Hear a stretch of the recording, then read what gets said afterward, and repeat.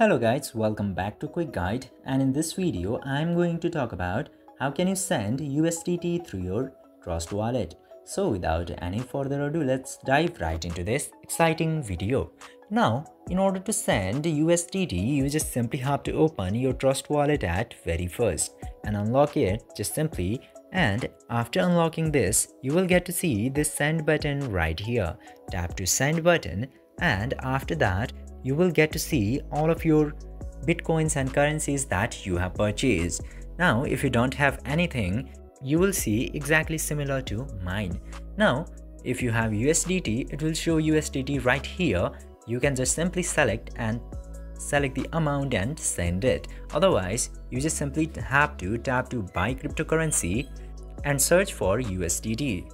And after searching USDT, this USDT option will appear.